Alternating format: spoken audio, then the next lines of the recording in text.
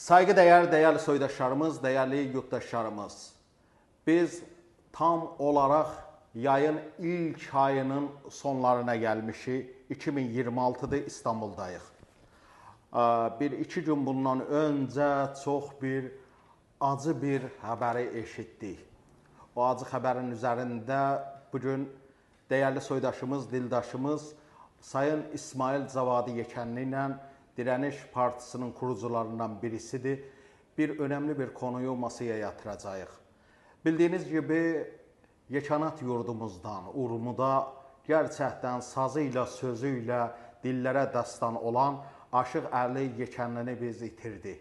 Başımız sağ olsun. Gerçekten Aşıq Əli Yekənli kimdir? Aşıq Əli Yekənli deyə bilərik Yekanatın və Doğu Azərbaycanın və Batı Azərbaycanın ozanlarından birisiydi. Yani kiçik yaşlarından gözümü açdığımda bugün Elyaz Yekənli olarak Aşıq Əlini mən toylarımızda, düğünlərimizdə, dağ şənliklərində hər zaman görə bildim. O zaman genç yaşlarındaydı. Nə türlü böyle bir Azərbaycanın nağıllarını, qoşmalarını, qoşuqlarını və özəlliklə ozanlığı bir yana Azərbaycanın qoşuqlarının və qoşmalarının üzərində olağanüstü bir yeteneği var idi. Sazı və sözü. Buna görə ki, bütün toylarımızda oldu. Öncə biz büyüyəndən sonra Aşıq Əli nə türlü türkçülüyü böyle bir tam olarak bağrına bastı. O bizim daha artık bir mikrofonumuz oldu. Babək qalasında, Urmu gölündə, bütün Qaladağ şənliklərində, ova şənliklərində, düğünlərində yalnız Azərbaycan və türkçülük dedi, bağırdı, çığırdı. Yalnız bunu bugün Aşıq Əlini topraq bağrına bassa da ancaq o toprağa sığmadı. Daha artıq onun səsi, sazı, sözü bugün dillərdədir. Bilirəm bugün Doğu Azərbaycanımızda, Batı Azərbaycanımızda aşıqlar da yaslıdır. Çünkü onu bütün ozanlar severdi, biz de severdik. Buna göre ki acımız böyükdür. Belki dünya çapında deyə bilərəm yüz binlərin üzerinde olan yekanatlılar vardı. Yekənlilər vardı. Her yerde yaşayır. Ancak o barmaq sayında bir bizim aşıqlarımızdan, ozanlarımızdan birisiydi ki tam olarak her zaman sazında, sözünde Azərbaycan dedi, türkçülük dedi ki, Yekən oğluyam, Yekanatlı və daş Yekənliyəm, fərq etmədi. Yekanat onun bütün soluğanı oldu. Bugün onu itirdi. Her yerde de olsak, biz yurt dışında da olsak, böyle bir acını paylaşırıq. Bugün de kaç gündən sonra, neçə gündən sonra Ankara'da da böyle bir ağırlama törəni olacaq. Aşıq Əlini də saygıyla, sevgiyle anacağıq. Ancaq mən biraz Aşıq Əlinin üzərində değindim. Sayın İsmail Cavadi Yekənli yenə də Aşıq Əlinin üzərində bizə nələri anlatacaq. Xoş gördük. Çox sağ olun İlyas bəy. Bir daha sizinlə beraber olmaq və sizin efirin vasitəsilə bütün yurttaşlarıma, bütün sevdiklərimizə Güney Azərbaycanda salamlar, saygılar və değerli Aşıq Əli Yekənlinin möhtərəm ailəsinə, saygıdeğer qardaşlarına və sair ailə mənsublarına başsağlığı deyirəm. Doğrudan ki, Aşıq Əlinin qəza xəbəri, hastanədə olduğu və sonunda vəfat xəbəri çox adamın canını incitdi. O cümlədən mənim. Çox üzüldüm. Mən xırda yaşımdan Aşıq Əlinin yaşamı ilə, o hünəri ilə, sənəti ilə və belə deyim ki, şuxluqları ilə yaxından tanışım. Aşıq Əli ilə bir yerliyik, yekanlıyıq. Urmiyəyə gəldiyindən də və sazla, sözlə məşğul olduğu dönəmdən də çox yaxından bu dəyərli, rəhmətli sənətkarımızın yaşamı ilə tanışım. Aşıq Əli ola bilər ki, bəlkə akademik eğitimi az olmuş olsun. Amma mən Aşıq Əlinin sərkini Urmiyədə bir məktəb kimi görürəm. Aşıq məktəblərinin içindəki Urmu məktəbi çox məruf və bəlli bir məktəbdir. Aşıq Əlinin özünə görə bir şivəsi və məktəbi var idi və bunun şeirləri gerçəkdən Sayın İlyas bəy bidahə idi, yəni öz içindən gəlmiş bir şeirlər idi və aynı zamanda aynı ləhzədə bir şeiri oxuyub və orada sazla, sözlə qonaqlara ifa edən bir şair idi və bir sənətkar idi. Çox üzüldüm buna. Umarım ki, millətimizin tarixində belə acılar çox az olsun. Maalesef son zamanlarda Güney Azərbaycanın çox tanınan isimlərindən aramızdan ayrıldı. Saygıdeğer Taymaz bəy, o da Urmuluydu, onunla da çox yaxın dostuydum. Məkanı cənnət olsun, Salih Molla Abbas kimi dəyərli dostlarımız və sairə dostlarımız ki, və dediyiniz kimi yaxın günlərdə Ankara'da da bu dəyərli insanlarımıza bir anma törəni də qurulacaqdır. Məndən şimdilik bu qədər, yenə sizin sualınız olsa. Yenə də Aşıq Əlinin üzərində dediyinizdən yola çıxıram. Aşıq Əli deyə bilərik ki, söz bulağı idi. Doğrudan, gerçəkdən belə Batı Azərbaycan aşıqlarından, ozanlarından etkilənmişdi. Səsinin də, havasının da böyle Aşıq Fərhada da, Aşıq Dərvişə də, Aşıq Dehqana da onlara bənzərliyi yox idi. Özünə görə bir oxuluydu, özünün bir biçimi var idi və bir özəlliyi də var idi. O özəlliyi də nə idi? Yəni Aşıq Əliyə deyəndə bir qoşmalar, yəni qoşuqların deyə bilərəm bulağı idi. Bir də ki, bizim çoxlu aşıqlarımız vardı. Biz onlara baxdığımızda elə o bir zaman görür ki, yekənlər böyle o türkçülük və Azərbaycancı konusunda onun bütün çevrəsini sardı. Yəni Aşıq Əli bütün toylarımıza, düğünlərimizə gəldiyində daha artıq Aşıq Əli bütün Azərbaycanımızın səsi olur ondan sonra. Türkçülüyün səsi olur. Yəni o ana dilimiz nə türlü boyunduruq altında, isarət altındadır. Bütün qoşmalarına qulaq asdığımda Aşıq Əli bunları ilə yola çıxır, bunları vurğulayır. Daha artıq o bilgini, bilimi, yəni o içində barındırır. O qoşmaların üzərində də böyle hər zaman Azərbaycanın yiğitliğini, qoçaqlığını və olan baskıları da dilə gətirir. Bunların da üzərinə biraz deyinsək düzdür, mən vurguladım. Yəni siz bunlara da hər şeyə də görgü tanıq oldunuz. Sayın İlyas bəy, zaten aşıq sənəti Güney Azərbaycanda, Güneydə olan istimar məsələsində özünə bir mücadilə fəlsəfəsidir. Yəni torpaqlarımızın faşist tərəfindən və irtiza tərəfindən baskıda olduğu dönəmdə, həm Pəhləvi dönəmində, həm bugünkü hakimiyyət dönəmində aşıq sənəti bir mücadilə fəlsəfəsi olubdur.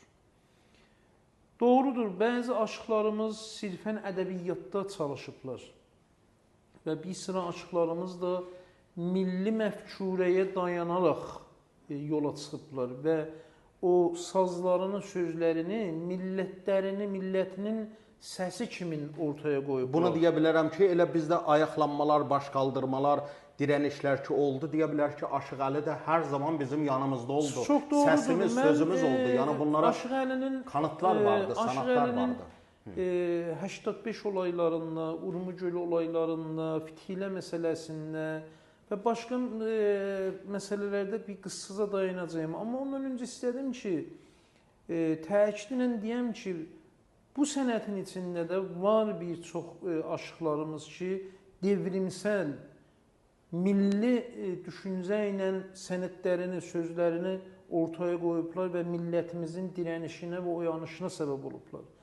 Onlardan biri də Aşıq Əlidir. Yəni, mən bunu çox yaxından gördüyüm üçün, bildiyim üçün deyirəm bu məsələni. Bir əziz Güneyli dostumuz keçən sosial mediada bir ifadə işlətmişdi ki, açığın deyim, çox sevmədim dostumuzun o ifadəsini. Çox dəyərli cavan sosial mediada fəaliyyət edən dostlarımızdan biri, çox sayğı ilə buradan da salam deyirəm kəndlərinə. Dedi ki, bunu Taymaz bəy Urmulunun vəfatında bu ifadəni işlətdi ki, biz Azərbaycanlılar ölü sevərik, öləndən sonra insanları dəyərləndiririk, öləndən sonra bunlara qol-qanat veririk. O fikrə bağlı idi, bu fikrə bağlı idi. Eyni halda ki, bu məsələdə o əziz, sevdiyim cavan dostumuza bir cavab olsun deyə, doğrudan da əgər bir insanın dəyəri varsa ölümündən sonra buna insanlar qol-qanat verirlər, sahib çıxırlar, ağırlayırlar, anma törəni qoyurlar. Hər gün bu dünyada, Sayın İlyas bəy, milyonlar insan doğulur, ölür. Heç bir çoxsuna da bir elə sadə bir ailəsi tərəfindən bir yas törənisi qurulur.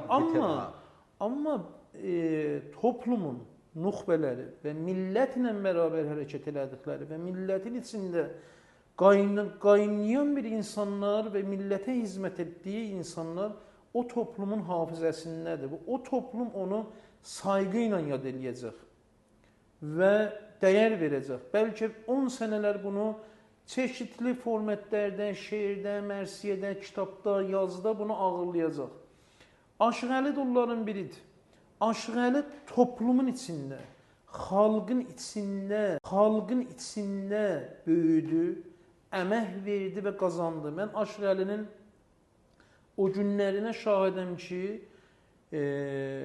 mənim atamın Urmiyədə, siz də gəlmisiniz, bir kafəsi var idi, qəfəsi var idi, Aşıqlar qəfəsi deyildilər və eyni halda Güney Azərbaycan Milli Hərəkətinin aktivistlərinin toplanma yeri idi. Məşhur Cavad qəfəsi, Aşıqlar qəfəsi deyildilər. Aşıq Əli də axşama kimi ilə bərabər oradaydıq. Allah məkanını cənnət eyləsin. Mən bu insanın quzeydən gələn aşıqlardan, Urma aşıqlarından nə qədər əmək verib, sənət örgəşməsini birəbir şahidiyəm. Həm maddi, həm mənəvi zaman ayırırdı və xalqının içində idi. Və siz dediyiniz kimi də bir çox düyünlərimizə, bir çox məclislərimizə pulsuz, minnətsiz gəlirdi. Bir çox milli məsələlərimizdə, məsələn, Qələbabəkdə, məsələn, Urmiyədə olan bəzi aktivitelərdə kafi idi ki, bir telefon açasan, Aşıq Əli, bu axşam məsələn, işi olsaydı, qoyaydı yerə və gələydi. Bunlar bir gerçəkdir. Nə qədər onun özəlliklərindən danışsaq, biraz siz də sözünüzü bitirin. Yəni, cəza evində olduğumda da bağışla kiçik bir Aşıq Əlinin gerçəkdən sayğı ilə, sevgi ilə onu anıram. Yəni, bugün içəridən yaslıyam. Yəni, çünki onu sevənlərindən birisiyəm. Urmu cəza evindəydim. 2006-da. Doğrudur. 85 olaylarında. Böcək olaylarındaydı. Ben 7 ay 40'larda zaten Mərəndə 40'larında cəza evində çəkdim. Sonra da Urmuya gələndə də ki, ona görgü tanıq oldunuz. Yaxalandım, mən Urmu cəza evindəydim. Bir gün eşitdim ki, Aşıq Əli cəza evinə gəlibdi. Gətirirdilər orada cəza evində olan insanlara saz çalsın. Amma bizi qoymamışdılar, bizi oraya. O dönemdə də Urmiyan cəza evinin başqanı, rəisi bugün Salman Zakir idi. Salman Zakir də ki, mənim fikirlərimdən Azərbaycançılıq üçün Salman Zakir deyəndə elə biz qohumuq. O da yekənlidir. Ancaq nifrət eləyirdi, nifrət ilə baxırdı. Aşıq Əli oraya gələndə Salman Zakirə demişdi ki, Elyaz yekənli buradadır. Yəni, mən burada qopuzumu da qırıram, tamam mı? Hər şeyi də, yəni, qumrağımı masaya da vura bilərəm, amma Salman bəy, mən bunu görməliyəm, tamam mı? Mən bunu görməliyəm. Gəldi cəza evinin içərisində mənlə görüşdü. Baxın, mənim yadıma çıxmadı. Mən bilirsən, o nağıllarda vardı, deyir ki, bir elə bir mən Aşıq Abbas mənim zatıma gözümün qabağında çək. Mən bu qədər qohumum var, mənim əmilərim var, dayılarım var. Bir kimsə mənə yaxın düşə bilmir. Yəni, mənə bir, yəni deyə bilərəm ki, onda 100 tümən, 200 tümən böyük paradır da keçir. Yəni, 100 tümən mənə pul da göndərənmir. 100 min danışmıram, 100 tümən. Amma Aşıq Əli orada gəldi, Mənə dedi ki, siqaram varmı? Mənə durdu getdi oradan bir boks siqar aldı. İnan ki, cibində nə mənə parası var idi, dedi ki, mən çıxacağam məsələ işiyə. Amma mənim üstümdə budur da, aşığın bir sazı olar, sözü olar. Budur. Çox doğrudur. Baxın, bu bir qoçaqlıqdır, bu bir yiğitlikdir. Baxın, biz 500 min aşıq dediyimizdə hər kəs deyib keçməsə, o zaman universitet yoxdur, biz keçmişdə biz aşıqlar ilə. Baxın, aşıqlar o qədər önəmlidir ki, bax, şah dönəmində də, o molla pas rejimi də gəldiyində birinci neynədilər? Aşıqların qopuzun əlindən aldılar, sındırdılar, kırdılar ki. Çünki millətin söz dağarcağı güclənməsin deyə bunlara verilən bir baskı. Əgər dünya çapında deyə bilərik 500 min biz yekən atlıyıq. Baxın görün ki, bizim barmaq sayınca ozanımız yoxdur. Demək o 500 binin üzərində duran bir ozanlarımız var. O zaman dəyərli insanların ya savadlı, ya savadsız, ya zəngin, ya faiz. Dəyərli insanların ki, vətəninə, millətinə, toplumuna yararlı olub, toplum ona hər zaman deyəcək. Toplum ona hər zaman deyəcək. Düşünürəm ki, Aşıq Əlinin də adı hər zaman deyiləcək. Mən gəlim o etirazlarda Aşıq Əli rəhmətlinin rolunu da deyəcəyim.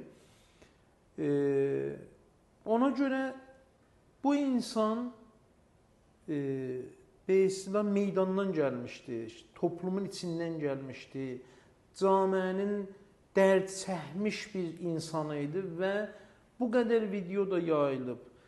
Orada şeirlərinlə görürük, toplumun sıxıntıları ilə bu sözünü deyir, toplumun sıxıntılarını dilə gətirir. Son zamanlarda bir videosu yayıldı. Huşəng